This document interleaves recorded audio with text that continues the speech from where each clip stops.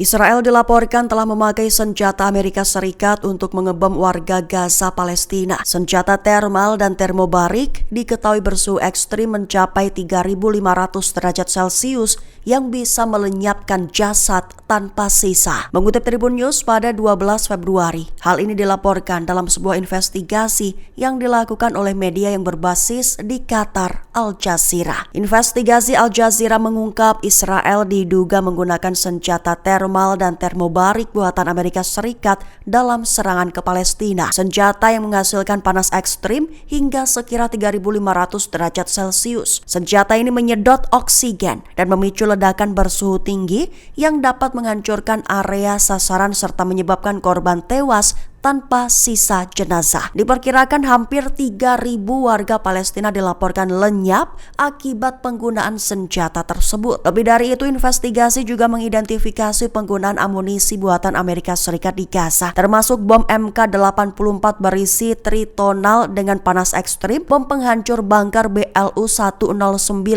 yang menciptakan bola api besar di ruang tertutup, serta bom presisi GBU-39 yang membunuh melalui gelombang tekanan dan panas. Ketiga jenis bom ini dikaitkan dengan hilangnya korban tanpa sisa jenazah.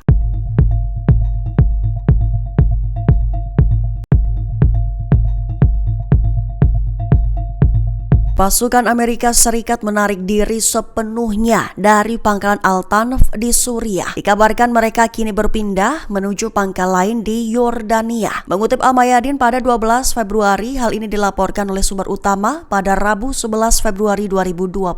Lebih tepatnya, sumber menyebut bahwa pasukan Amerika Serikat telah sepenuhnya menarik diri dari pangkalan Al-Tanf dan memindahkan personil serta peralatan ke Yordania. Sementara pasukan Suriah dikerahkan untuk menggantikan posisi strategis tersebut. Sumber kedua membenarkan penarikan itu dan mencatat bahwa pasukan Amerika Serikat telah memindahkan peralatan keluar dari pangkalan selama 15 hari terakhir. Meski pasukan ditarik, sumber kedua menyebut Amerika Serikat tetap akan melanjutkan koordinasi operasional terkait pangkalan Al-Tanf dari Yordania. Diklaim menandakan hubungan kerja sama yang masih berlangsung dengan wilayah tersebut. Sebatas informasi akhir, dan menurut Observatorium Hak Asasi Manusia Suriah, pasukan Amerika Serikat sekarang sebagian besar bermarkas di pangkalan Kasrak di Provinsi Hasakeh.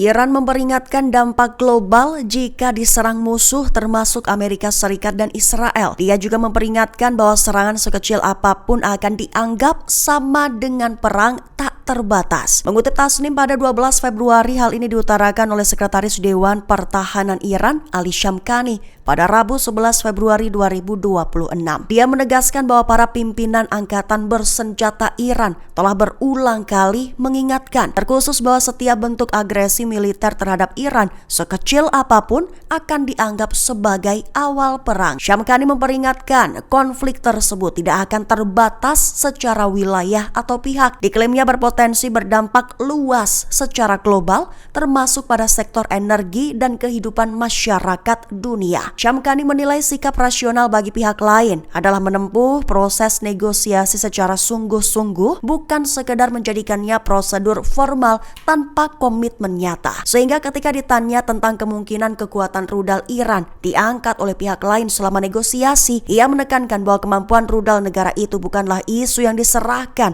kepada para negosiator.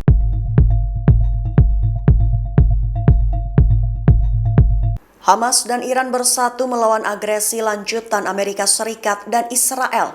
Juru bicara Brigada Al-Qassam Abu Ubaidah memperingatkan bahwa ancaman itu tidak akan terbatas secara geografis. Mengutip Palestine Chronicle pada 12 Februari, hal ini diutarakan oleh Ubaidah dalam pernyataan terbarunya.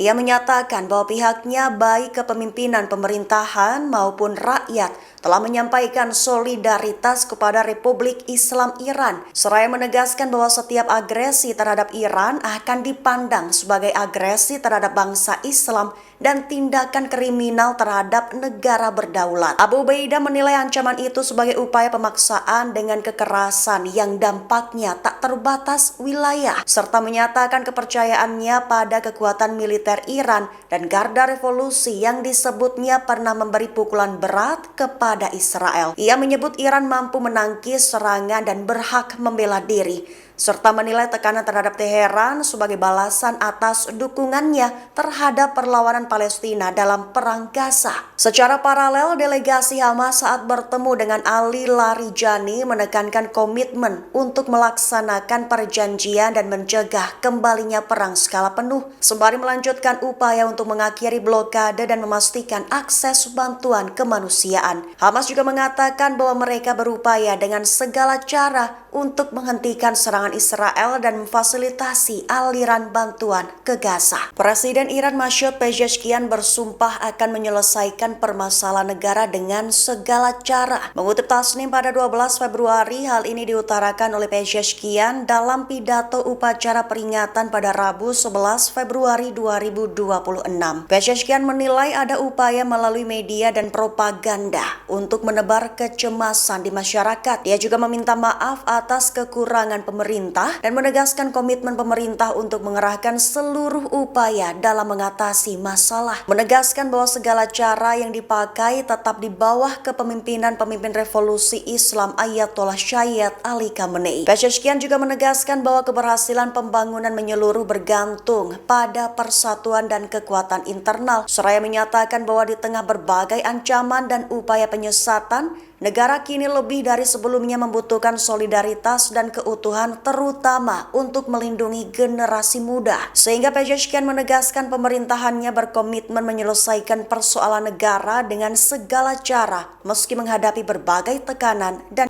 Presiden Amerika Serikat Donald Trump meningkatkan tekanan militer terhadap pasukan Ali Khamenei. Departemen Perang Amerika Serikat dilaporkan telah menginstruksikan kelompok serang kapal induk Amerika Serikat kedua untuk bersiap menghadapi kemungkinan pengerahan ke Timur Tengah. Mengutip RT.com pada 12 Februari, hal ini diumumkan oleh 3 pejabat Amerika Serikat mengatakan kepada Wall Street Journal pada Rabu 11 Februari 2026. Mereka menyebut persiapan itu bagian dari rencana darurat jika diplomasi dengan Iran gagal, meski belum ada perintah resmi dari Presiden Trump dan rencana masih bisa berubah. Pejabat Amerika Serikat menyebut perintah pengerahan bisa datang dalam hitungan jam, terkhusus dengan Pentagon menyiapkan kapal induk yang dapat dikerahkan sekira 2 minggu, serta langsung bergabung dengan USS Abraham Lincoln sebagai bagian dari peningkatan kekuatan militer Amerika Serikat di kawasan. Sehingga terkini Departemen Perang Amerika Serikat dilaporkan telah menyiapkan kelompok kapal induk kedua untuk kemungkinan pengerahan ke Timur Tengah di tengah meningkatnya tekanan militer terhadap Iran. Download Tribun X sekarang, menghadirkan lokal menjadi Indonesia.